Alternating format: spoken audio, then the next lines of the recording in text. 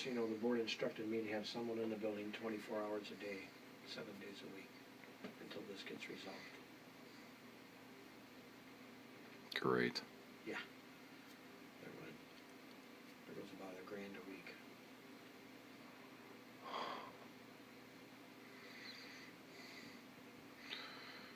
Well, I'm planning to have this resolved today and tomorrow, just so you know. I mean, we got to get the compressor here. That's just, I mean, I'm sure you understand, Scott. I'm sure other people don't, but that's just a freak occurrence. I mean, I've got guys looking at it on the power side. Yeah. ComEd came out and tested yesterday and said everything was fine at 5:30. But, you know, who knows? Yeah, I mean, and then both compressors go off. Heat output goes off. Temperature goes all the way up to 95 degrees. Mm-hmm.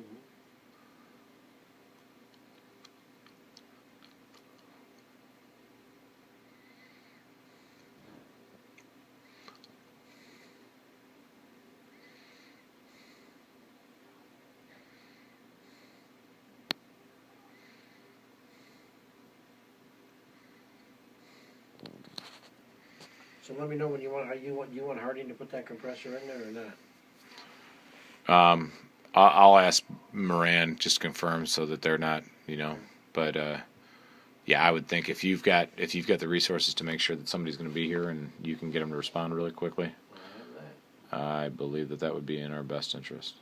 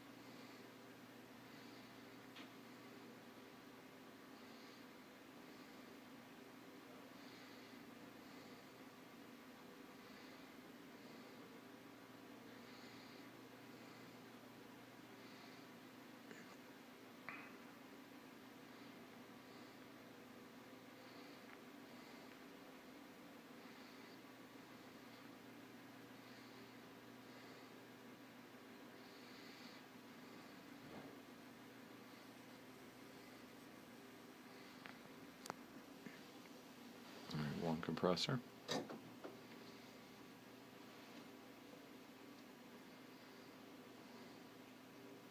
Yeah, I can tell you yesterday on 3, this unit showed the compressors kicking on here from the monitor side, but they weren't kicking on upstairs. Well, this is on 2. I know, I'm just telling you that on 3. On 3, it did the exact same thing, or it showed them on here and they weren't kicking on up there. On 3 yesterday, yes, and then we reset the compressors and then everything was working fine, and it's been working fine since then.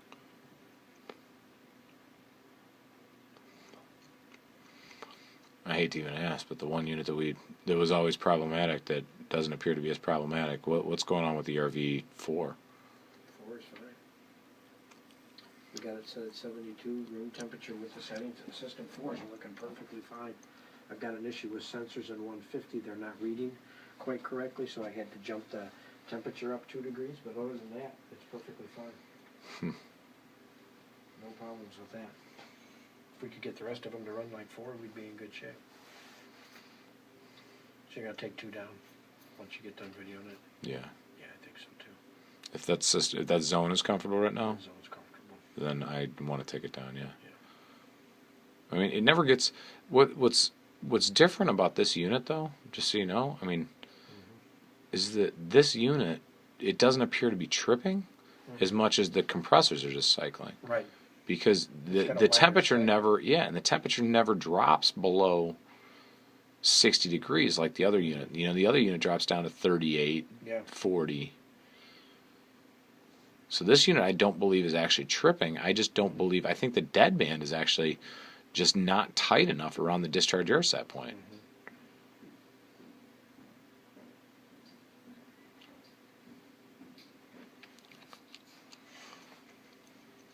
How are all the chiefs doing up there? Brett just came in with Stephanie.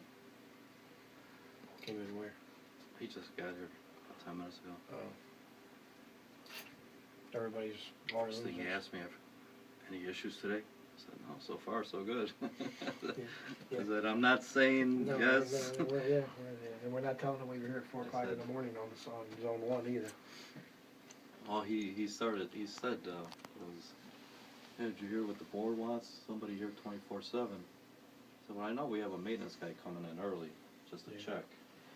I told don't him know what else to do. that wasn't good enough. No, I got order from the board and the superintendent, somebody here 24/7, 365. So I don't know how I'm And gonna do he said, well, what happens after the person leaves and something happens? I said, well, that's a chance we're all taking, I guess. Yeah. Yes, one of the board members said we should hire a security guard company to come in and monitor it. He's not gonna be trained on this. Why do we have Delta? Shouldn't Delta be monitoring? No.